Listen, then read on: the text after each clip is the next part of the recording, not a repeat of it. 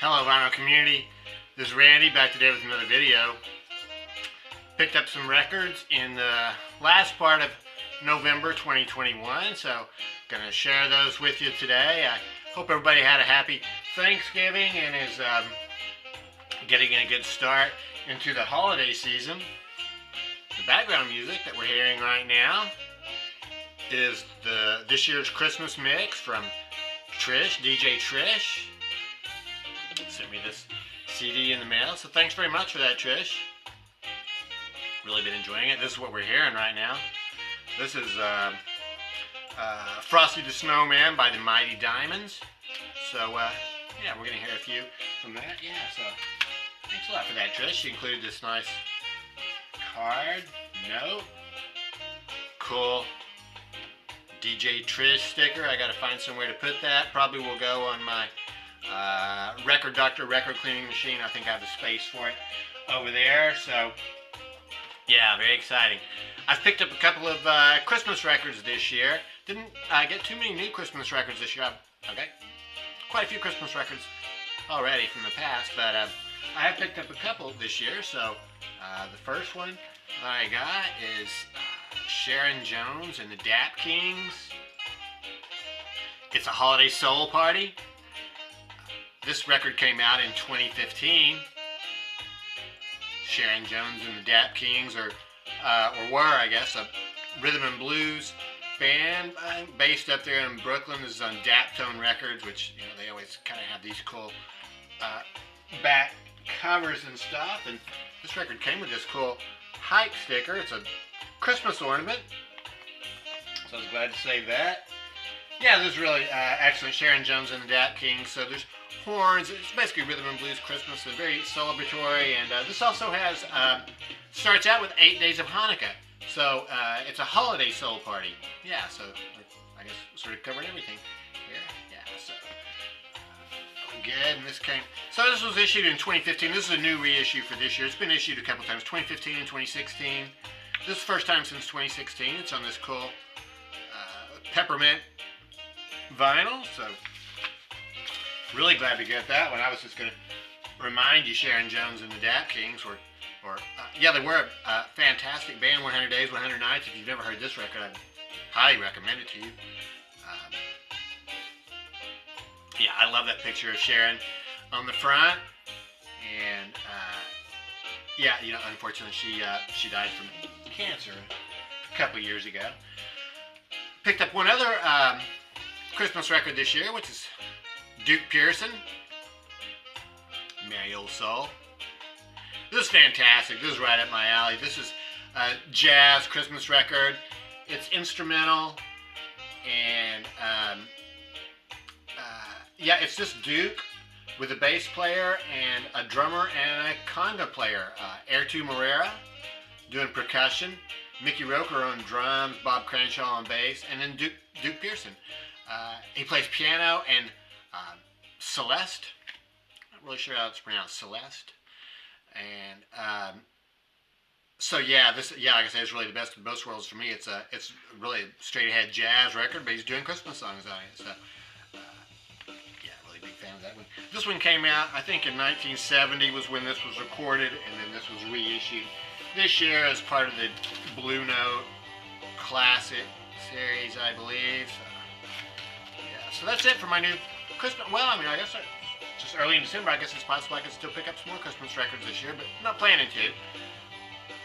I showed a week or so ago, a few days ago, the VC Pass Around record. That was a record by 4 Watt, and that was sent to me by Steve Carlman, and he also included in that package this Yellow Fever record by Fela Kuti, Fela and Africa 70. So yeah, thanks very much for this. I picked up my first Fela Kuti album earlier this year. It was a reissue, and then Steve had recently shown a Fela Kuti record on his show, and I noted in comments the record sounded really good. I can't remember if this was the one he showed or if he showed something else, but yeah, I've really been interested in hearing more Fela. So thanks very much for sending this, Steve. this is really cool. There's one long song on each side, and Steve included a note to me. I can't remember what I've done with it right now, but well, actually, I think I forwarded that note along with that record. So, but in that note, he said that this that Fela was the Grateful Dead of the night. Well, I guess when they were playing, I guess he compared them to the Grateful Dead. So, it really made sense. The very first song on here starts out with some chord strumming that is exactly like the Grateful Dead's chord strumming at the beginning of Help on the Way. Same chord and same way to strum it. So this is from the 1970s, so I don't know if one of them heard the other one's record and sort of borrowed that idea. I mean, it's just a chord. So, but yeah, it really did sound like that. So here's the back of this one. Yeah, so this is very cool. One long song on each side. So yeah, I'll definitely be checking out more at Fela too. Yeah, it's quite excellent. So thanks very much for that, Steve. I really do appreciate that. And that came on this Kalakutta Records. Not sure how you pronounce that. Yeah, fantastic. The most interesting record that I got recently, for quite a while, really, is a fantastic record too, is this Leconus Quintet. The name of this record is Piecemeal. This record was recorded in 1970 in New York. It's on Milestone Records, which was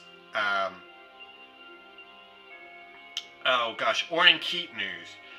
I think he was famous for working. I think he worked with Prestige, and I think there might have even been some other label in between there. So Orrin Keepnews was the guy who sort of ran this label, and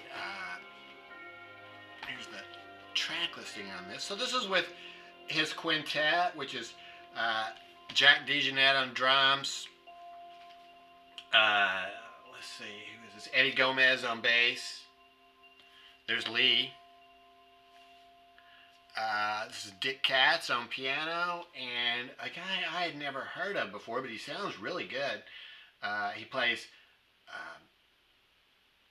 trombone, valve trombone. Marshall Brown. Marshall Brown is his name. Valve trombone. So here's a group picture of the band. Some liner notes in there. So yeah, this is really, the thing that's most interesting about this is they cover 3 songs by Bela Bartok. Bela Bartok. Bela Bartok was a modern classical composer, from the 1930s and 40s, I think, and he wrote a whole bunch of small studies, I guess, for piano, which were actually directed to his children, but he actually played them when he was doing recitals himself, so they were called the Microcosmos. And so 3 of these songs are in there are ones that they've adapted. So it's really cool because, they're just playing the straight song. They sound really interesting, and it's kind of not like jazz at all. And it's good to hear Leconus playing these songs just directly as they were written. I'm a big Lee fan.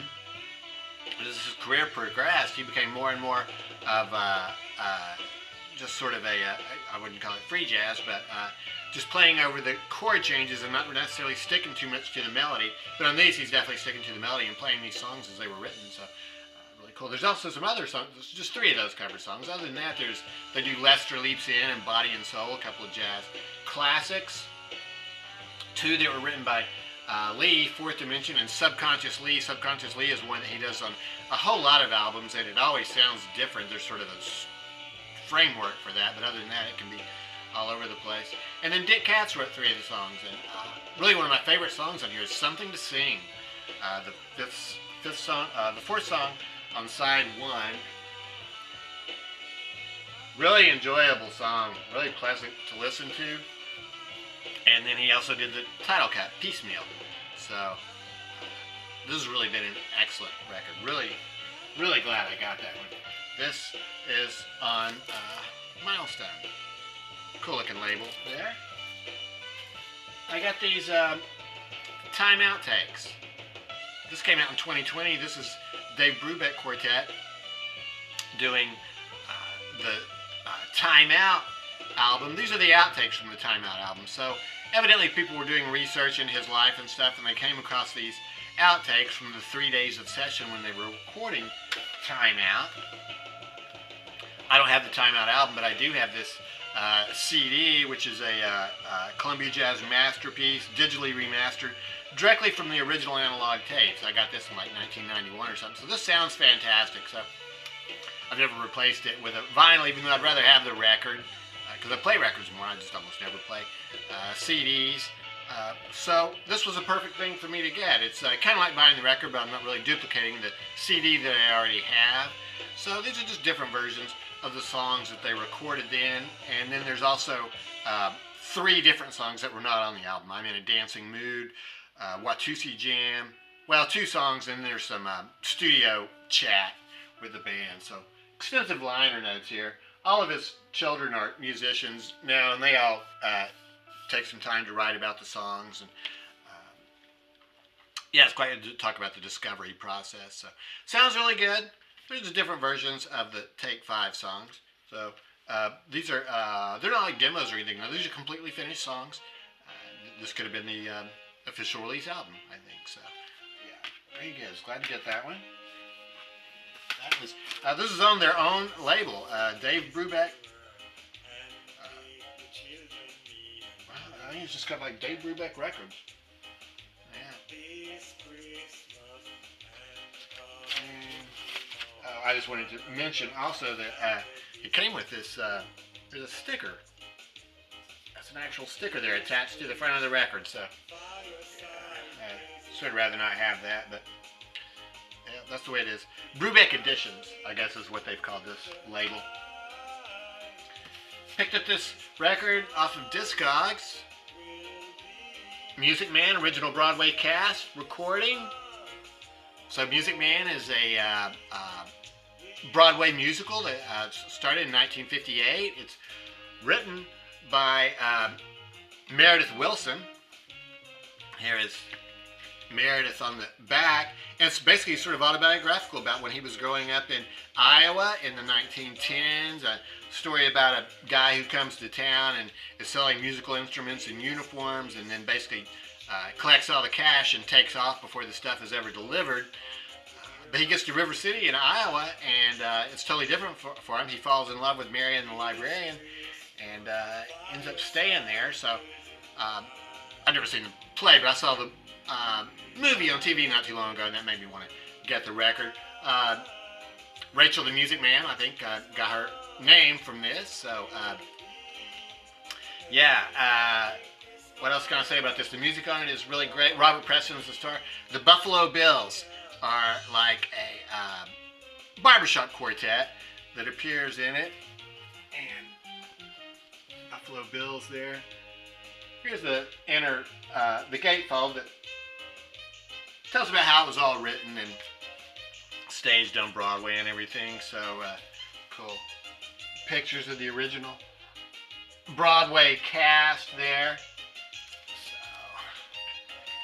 yeah, Shirley Jones played the part of Marion the librarian in the movie, but this is someone else. Barbara Cook, I guess, is the singer on that one. So yeah, I was really glad to get that one. It's on this Capital Rainbow label. I was just going to point out to you. So some of the favorite songs on here. I mean, I really like a lot of these songs, but 76 Trombones is probably maybe one of the most famous. But also Wells Fargo Wagon is a really cool song, and it could be, I think, translated today to be in the Amazon truck. Oh, the Amazon truck is coming down the street. Please let it be for me. So we have the Amazon truck now instead of the Wells Fargo Wagon, but sort of the same concept. And then one of the other best-known songs on here is "Till There Was You." "Till There Was You," which the Beatles covered on their first album. It's also on the first American album, Meet the Beatles. Well, besides that VJ record. So, yeah, one of the Beatles cover songs, "Till There Was You." There were birds, but I never heard them sing till there was you. You remember it when you hear it. Got the new My Morning Jacket record. I've listened for a few weeks. The first time or two I heard this, I was just kind of, I wouldn't say I was disappointed, but it just sounded like another My Morning Jacket record, just kind of more of the same, and I wasn't really too excited about it, but I am a big My Morning Jacket fan, so I kept on listening to it, and it's really grown on me now, so now I like it, I think, just as much as all their other records. I mean, I think my favorite will always be Circuital, and I like Z a lot too, but yeah, this has really grown on me, so yeah, this is the first studio. Well, they actually released a studio album last year called, it was part 2 of Waterfalls. Yeah, this sounds like My Morning Jacket. It's not necessarily like every song on it, but most of them are really good. And boy, when it gets to it's on 2 records, and when it gets to side 3, it really changes to some upbeat stuff with sort of like some calliope type sounds. Inner sleeves are like this. They've written the words to the songs here, so you can see the lyrics, and it is legible. I mean, if you have some really bright sunlight and can see it, then you can read those words. But wow, I mean, it almost seems like they're taunting us there with that colored writing and the black background. Both of these records look exactly the same. The label on the other one is more black instead of white, but otherwise these are the same. So. Yeah, it turns out, so like I say, it just took a little while to grow on me, but I really like it a lot now. I've listened to it a couple times yesterday, and yeah, I'll keep on listening to this quite a bit. So, here's the other jacket.